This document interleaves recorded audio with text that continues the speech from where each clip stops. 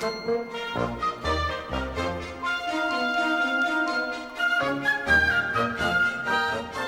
is Randal Kleiser. In 1985, I was prepping Flight of the Navigator at Selznick Studios, where Francis Coppola and George Lucas were shooting Captain EO with Michael Jackson, the first 4D attraction. After I directed 3 feature films for Disney, Jeff Katzenberg asked if I would like to work in 70mm 3D on this film, which was to replace Captain EO and push the virtual reality aspects.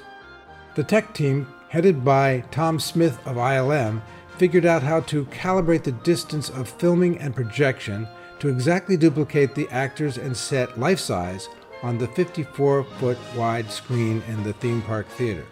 The audience is expecting a 3D movie and suddenly find themselves watching what looks like a live event. Working with writers Bill Prady and Steve Spiegel, we planned 10 3D moments where things come off the screen. These were evenly spaced set pieces. We start with a projected slide of the Imagination Institute.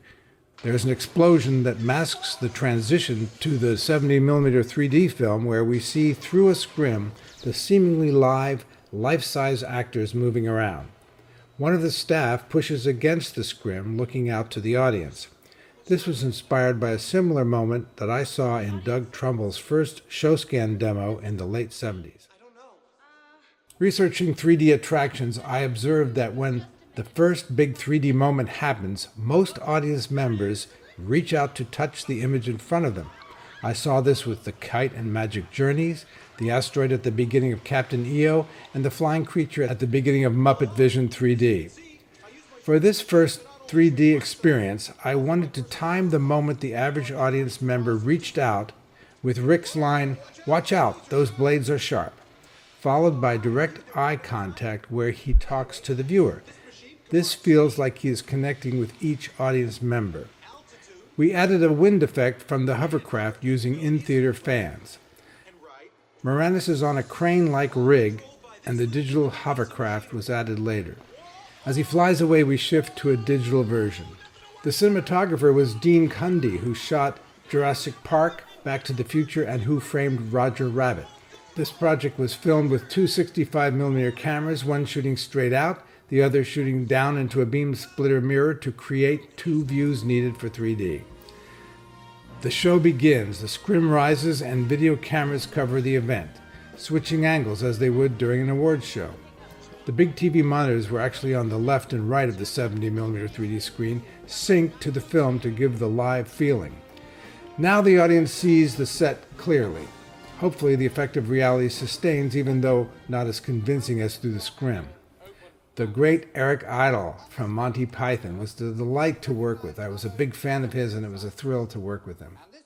This Inventor of the Year logo above him is done in CG and lined up with the proper depth. This project was like directing a live event. There could be no visible cuts. Everything had to be photographed in real time. We came up with the device of various power blackouts that plunge the set into darkness to mask cuts to reset for each section. Our second 3D moment is coming when the sign is broken. Debris flies into the audience's face. A lot of screams at this moment. I'm okay! No problem! Every time the blackout came back up, everything had to be in the same exact position to match. The professor certainly knows how to make an entrance. Not to mention an exit. Get that man back here immediately. Yes, sir. The composer was Bruce Broughton, who I'd worked with on Honey, I Blew Up the Kid. He mixes the TV awards style music with a theme for the attraction. Why don't we meet the inspiration behind the perspiration? Let's meet the professor's wife, without whom the professor would not be Wherever he is, today. Let's meet Diane Zelinsky. Marcia Strassman appeared in the original Honey, I Shrunk the Kids and in the sequel where I worked with her. She had also appeared on the TV series Welcome Back, Kotter. Hello. Nice to see you. Bye-bye. Wait. Here we go again, Quark. Well, bye, Diane. Why don't we meet the rest of the professor's family, his 2 sons, Nick and Adam. Robert Oliveri played Nick in both Honey movies and appeared in Edward Scissorhands. Snake didn't let him in the van. Labor laws restrict the amount of time you can work with young children. Twins are often cast to get around this, to have more shooting time. Daniel and Joshua Shalakar played Adam in this and in Honey, I Blew Up the Kid. He's wearing the same 3D goggles that are given to each audience member at the beginning and described as safety goggles. Daniel and Joshua have since gone on to other careers many years later, Daniel as a New Jersey police officer and Joshua as a web designer. The set was designed and built by Les Dilley, who I worked with on Honey, I Blew Up the Kid. His other credits include Raiders of the Lost Ark, Empire Strikes Back, Alien, and The Abyss. This dimensional duplicator was developed right here by the professor. This fantastic machine can make... At this moment, there are two things going on. Eric Idle is talking to the audience, and on the TV screen, the viewer can see that the little boy is putting the mouse into the duplicator machine. This leads to a very interesting section of the project where the mice come out and run into the theater. Duplicate? Commencing copy mode. What? Adam! Get down to this! We had compressed air hoses under every seat. They were operated row by row, so the first row feels it, then the effect moves back through the theater and then forward again. Normally you can't turn off all the lights in a theater because you need to have the exit signs on, but we got special permission to have it go totally black for this next section. I'm told one woman put a bag under her seat to block the air effect, but it ricocheted off the bag and onto her grandma's lap, who screamed, get them off," as she swatted at her lap.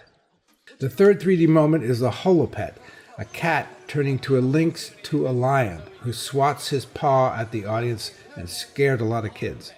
My brother Jeff Kleiser and his wife Diana Walzak did this effect. Too long for the companionship of a pet, none of the associated mess or mice. Give it more power. Too much! Too much!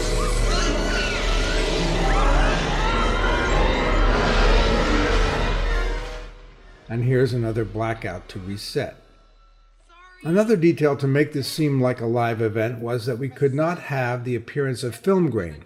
A huge amount of light and 52, 48, 65mm film was used to give it a sharp, lifelike look. Dad! You need some help? Dad? Is he all right? He's okay, he's back to normal. Size, anyway. At this point, Rick Moranis appears life-size. Rick started out in Canada's SCTV, appeared in Ghostbusters, he played Dark Helmet in Spaceballs, and Seymour in Little Shop of Horrors. He was in both of the Honey movies, and I directed him in the second one. Rick is great to work with and terrific at improv. Bring out the family. The family? Oh, no, just their luggage. You see, that's the amount of luggage that the average family takes on vacation. Our fourth 3D moment is when the laser shoots into the audience, and this is done with CGI. Activation in Dad?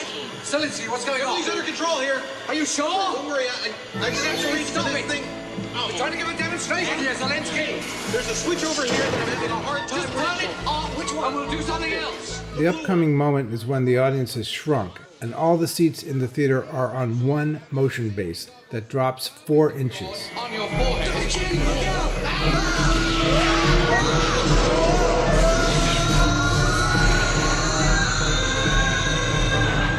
In this section, the audience members are supposed to be a few inches tall. It was really important that the 3D image be completely sharp to duplicate reality. To accomplish this, the shooting was broken into 3 layers: the foreground with the miniature Nick, the midground with Wayne, and the background with the set and extras.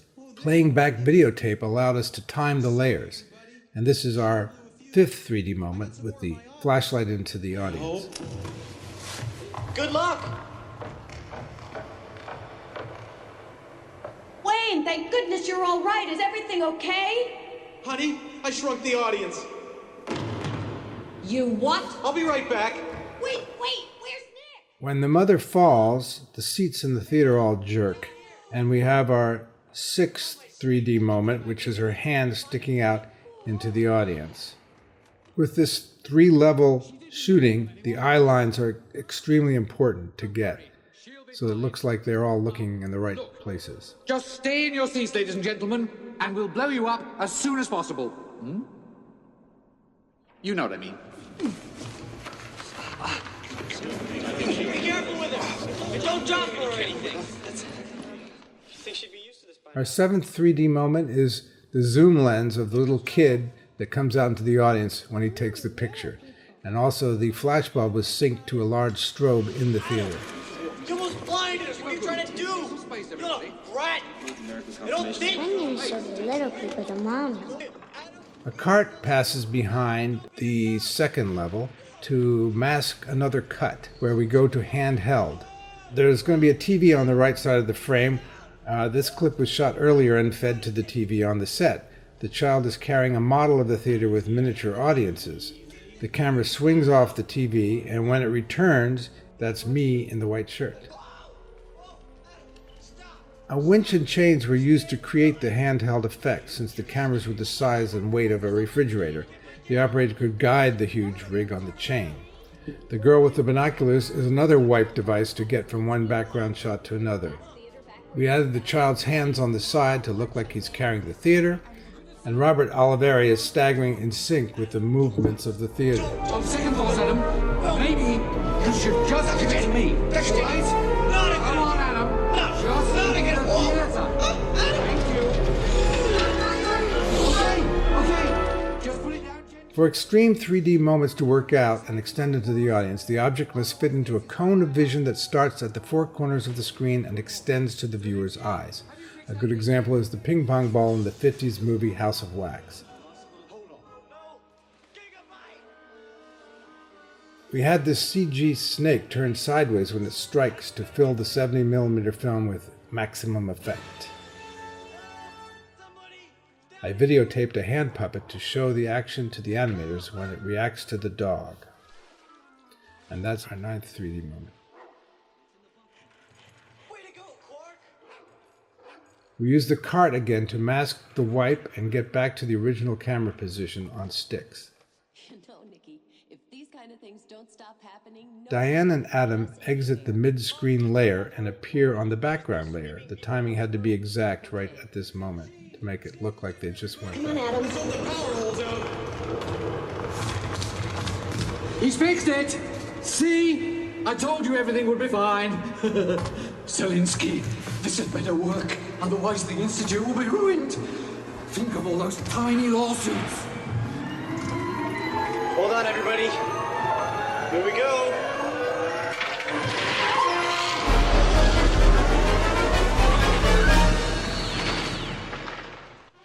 The grand opening of this attraction was at the Imagination Pavilion at Florida's Epcot in November of 1994. Every 23 minutes, another 574 guests filed in, and there was usually an hour wait to get in. It opened at Tokyo Disneyland in 1997, and then at Anaheim Disneyland in 1998, and finally at Disneyland Paris in 1999. Following Michael Jackson's death, Captain EO was reinstated to the theaters in 2010, where it ran for 5 more years. I had a blast working with Tony Baxter and Tom Fitzgerald from Imagineering and Marty Sklar from the Disney parks, and got a real education in 3D and visual effects from Eric Breivik and Peter Anderson. Same time next year. With any luck. Stay put. Stay put. Our final 3D moment is when the dog sneezes, which was synced to water spraying in the face of each audience member. I think this was a great way to end the attraction because the audience who didn't expect it were pretty shocked to find dog snot all over them, even though it was just water. Don't let him get into the cable. Well, I hope you enjoyed this behind-the-scenes look at Honey, I Shrunk the Audience. I enjoyed looking back with you at this early form of virtual reality. This is Randal Kleiser signing off. Don't get him excited. Sit. Not on me, you mutt! Play dead, Cord. Play dead. Zelinsky! Do we have a rope in the van? Do something before your dog destroys the Institute! Does somebody have a leak? On a lead! Don't be too close